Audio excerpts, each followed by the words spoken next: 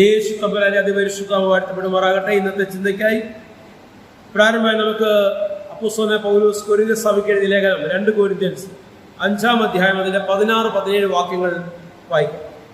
Subhash വായിച്ചാട്ടെ. 2 Corinthians 5-ന്റെ 16-17 വാക്യങ്ങൾ വായിച്ചാട്ടെ. ആകയാൽ ഞങ്ങൾ ഇന്നു മുതൽ ആരെയും ജഡപ്രകാരം അറിയുന്നില്ല. ഇനിമേൽ ഞങ്ങൾ അങ്ങനെ അറിയില്ല.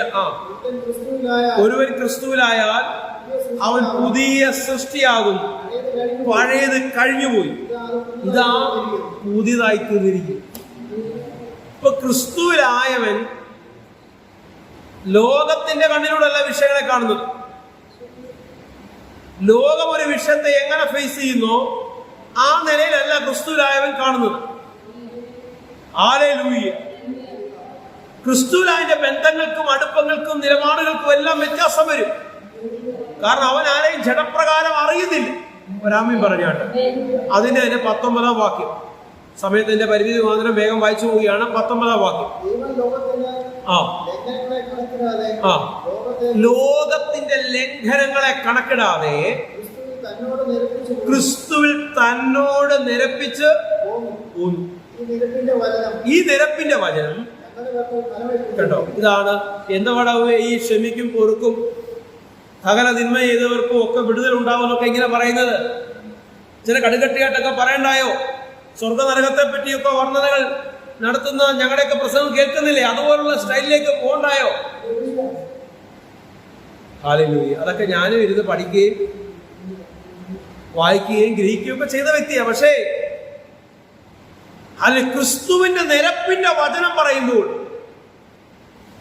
ഏത് മഹാപാപിയോട് പറയാനുള്ളത്, ഏത് തിന്മയാൽ നിറഞ്ഞവരോട് പറയാനുള്ളത്, നിന്നെ സ്നേഹിക്കുന്ന യേശുവിനെ കുറിച്ചാണ്.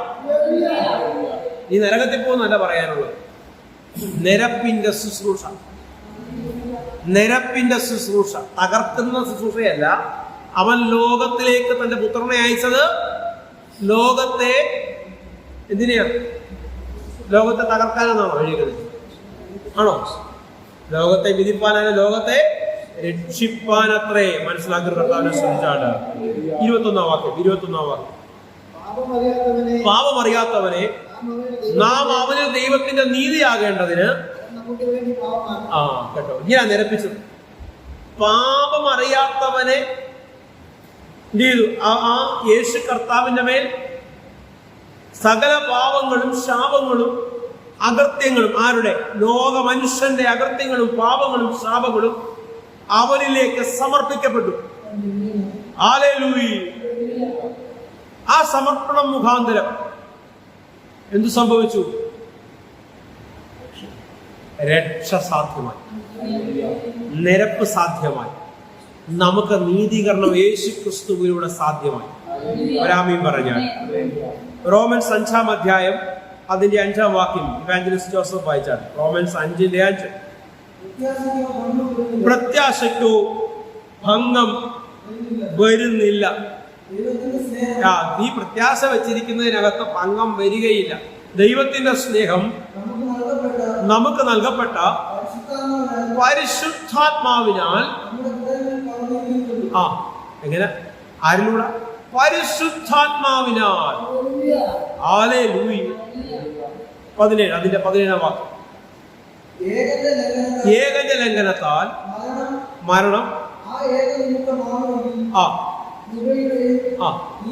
കൃപയുടെ നീതിദാനത്തിന്റെയും സമൃദ്ധി ലഭിക്കുന്നവർ യേശു ക്രിസ്തു എന്ന ഏക നിമിത്തം ഏറ്റവും അധികമായി ജീവനിൽ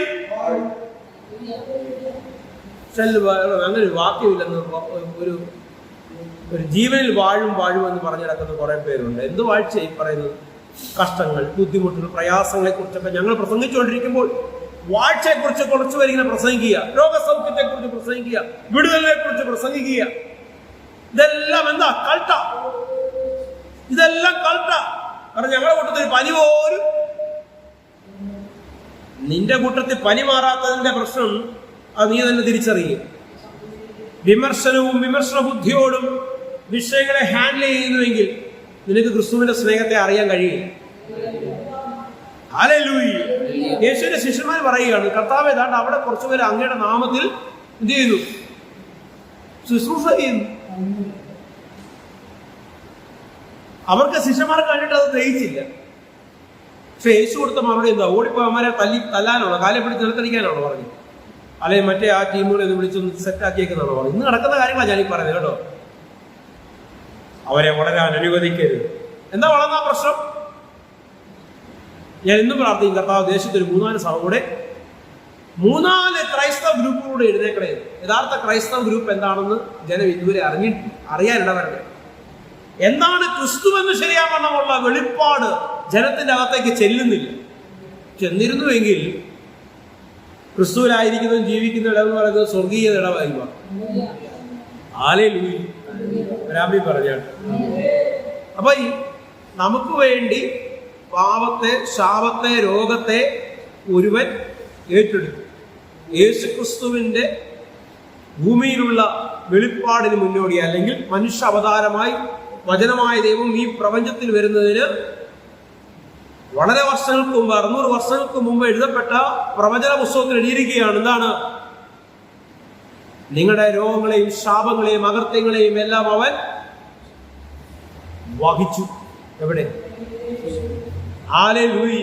അവന്റെ അടിപ്പിണരാൽ നിങ്ങൾക്ക് സൗഖ്യം വന്നിരിക്കുന്നു. അതെന്തി? അത് കേട്ടവർക്ക് അത് കാണാൻ കഴിഞ്ഞില്ല. കാണുവാനുള്ള ഭാഗ്യം, അറിയാനുള്ള ഭാഗ്യം ആത്മാവിലൂടെ നമുക്ക് ദൈവം തന്നതിനെ ഓർത്ത് കർത്താവിനെ ശക്തി സ്തുതിച്ചാണ്. സ്തോത്രം. 17-ാമത്തെ വാക്യത്തിൽ ഇപ്പൊ വായിച്ചു. ഹല്ലേലൂയ. നിങ്ങൾ കേൾക്കൊണ്ടിരിക്കുന്ന, നിങ്ങളിപ്പോൾ ശ്രദ്ധിച്ചുകൊണ്ടിരിക്കുന്ന ഈ യേശു എവിടെ? എവിടെ? നിങ്ങളുടെ അകത്ത പൗലോസിന്റെ പഠനങ്ങളല്ല.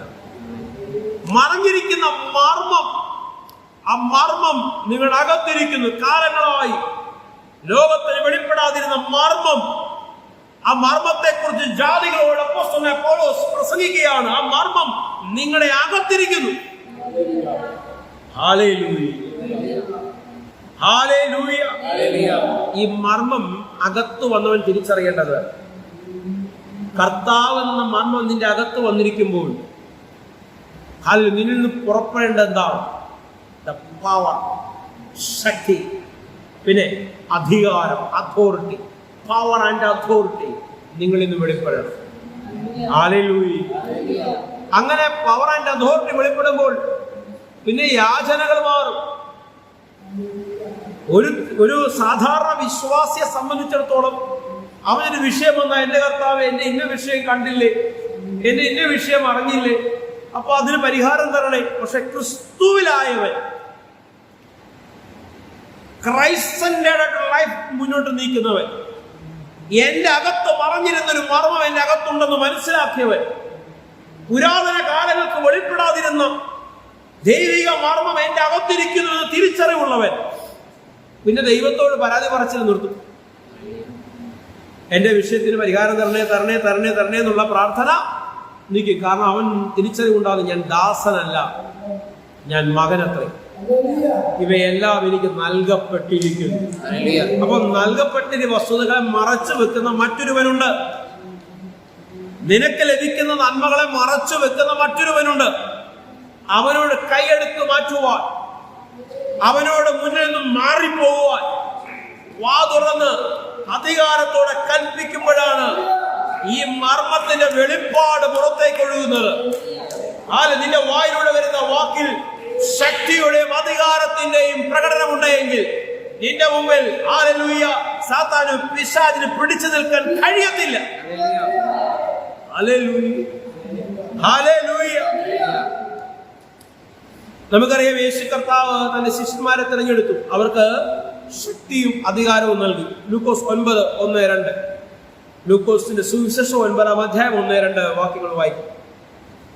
ലൂക്കോസിന്റെ സുവിശേഷം 9:1-2 വാക്യങ്ങൾ വായിച്ചാൽ, അവൻ 12 വരെ അടുക്ക വിളിച്ചു, സകല ഭൂതങ്ങളുടെ മേൽ വ്യാധികളുടെ മേൽ സൗഖ്യമാക്കുവാൻ ശക്തിയും അധികാരവും കൊടുത്തു. എന്ത് കൊടുത്തേ? 12 പേർക്ക് എന്താ കൊടുത്തത്?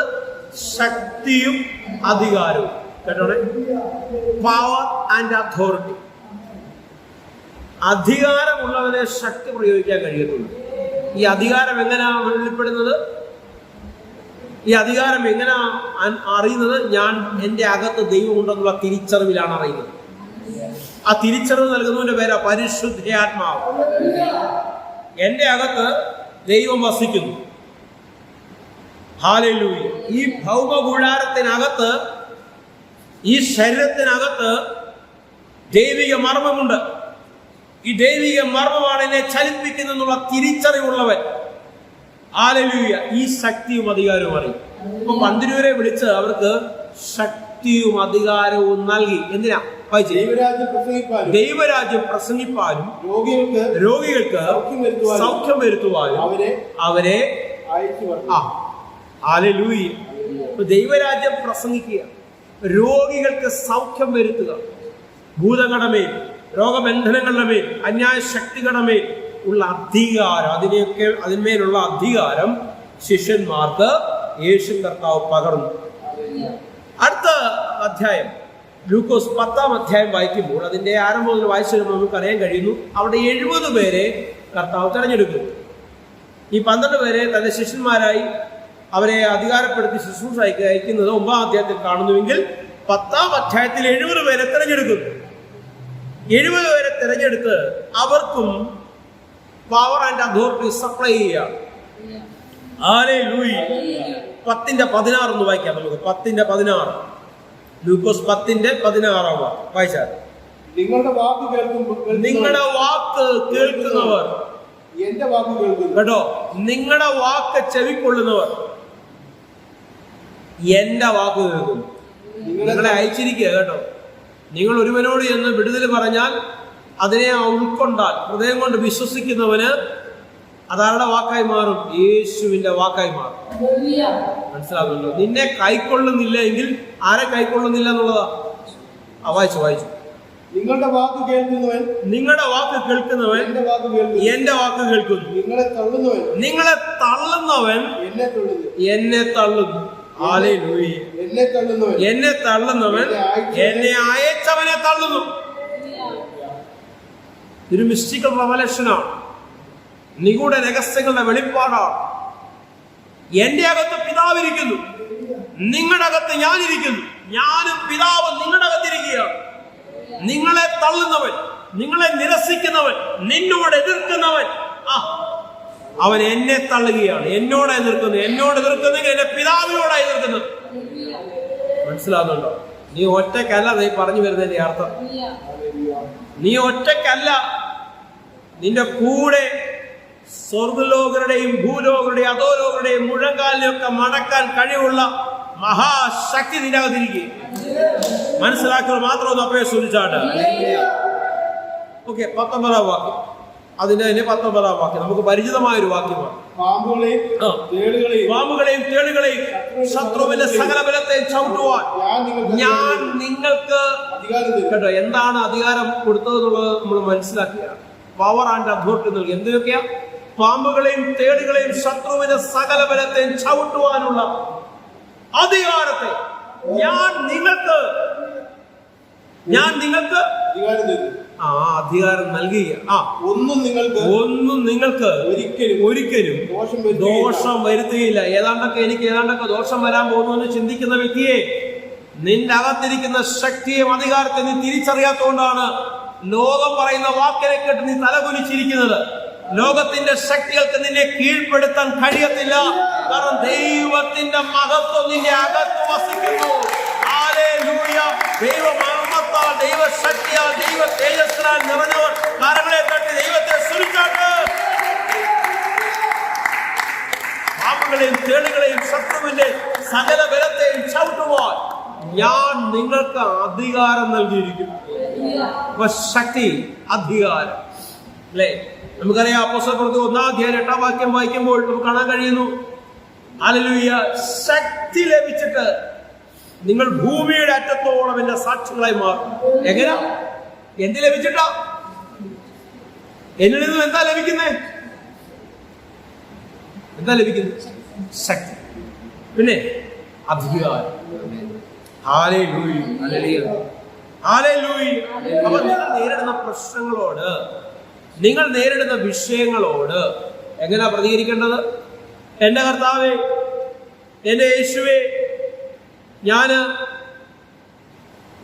ഇന്ന കാര്യങ്ങൾ ചെയ്ത് പരാജയപ്പെട്ടത് അങ്ങ് കണ്ടില്ലേ? യേശു പറയേ, ഞാൻ കണ്ടായിരുന്നു, ഞാനുണ്ടായിരുന്നു അവിടെ. എന്നിട്ട് നീ അത് അനുവദിച്ചല്ലോ, ഉണ്ടായിരുന്നിട്ട് നീ അതിനോട് എങ്ങനെ പ്രതികരിക്കുന്നു ഞാൻ നോക്കുക. ശ്രദ്ധിച്ചോ? ശ്രദ്ധിക്കണേ. നീ എങ്ങനെ അതിനോട് പ്രതികരിക്കുന്നു ഞാൻ നോക്കുകയാണ്. നീ എന്നോട് വിളിച്ചപേക്ഷിച്ച് എന്നിൽ നിന്ന് ഒരു മറുപടി കിട്ടാൻ കാത്തിരിക്കാതെ എന്ത് ചെയ്യണം? നിനക്ക് ഞാൻ നൽകിയിരിക്കുന്ന ശക്തിയും അധികാരവും അതരം തുറന്ന് ഉപയോഗിക്കണം. എന്ത് ചെയ്യണം? രാജാവ് കൽപ്പിച്ചാൽ അത് രാജകൽപ്പനയാണ്, അല്ലേ? നിങ്ങൾ ആരാണ്? യേശുക്രിസ്തുവിൽ നിറഞ്ഞിരിക്കുന്ന നിങ്ങൾ ആരാണ്? രാജകീയ പുരോഹിത വർഗമത്രേ. കണ്ണുകടയ്ക്കാം, പ്രാർത്ഥിക്കാം. പ്രിയ പിതാവേ, കർത്താവേ, അരുമനാഥ, അപ്പാ, പ്രശ്നങ്ങളെ കണ്ട് ഭയപ്പെടുന്നവരല്ല, പ്രശ്നങ്ങളുടെ മേൽ ജയമെടുക്കുന്നവരായി ഓരോരുത്തരും മാറട്ടെ എന്ന് ഞാൻ പ്രാർത്ഥിക്കുകയാണ്. കമാൻഡിങ് പവർ, കൽപ്പിക്കാനുള്ള അധികാരം ഓരോരുത്തരുടെ പേരും വെളിപ്പെടണം. ഞാൻ നശിച്ചു പോകുകയും ഞാൻ ഉയർച്ച തന്നെ പ്രാപിക്കും. നശിക്കുമെന്ന് വാദിക്കുന്നവന്റെ മുമ്പിൽ നിന്ന് വിളിച്ചു പറയുവാനുള്ള കേൾപ്പുണ്ടാകട്ടെ. എന്റെ ദൈവനെ ഉയർത്തി മാനിക്കും. കർത്താവിന്റെ കൃപ കൂടിയിരിക്കുന്നതിനെ ഓർത്ത് സ്തോത്രം. യേശു തമ്പുരാന്റെ അധികാരമുള്ള നാമത്തിൽ തന്നെ ബ്രൈറ്റ് ചർച്ചിന്റെ പ്ലാറ്റ്ഫോമിലൂടെ വിളിച്ചു പറയുകയാണ്, എന്റെ ദൈവം നിങ്ങളെ ഉയർത്തി മാനിക്കുക തന്നെ ചെയ്യും. ആമേൻ, ആമേൻ, ആമേൻ.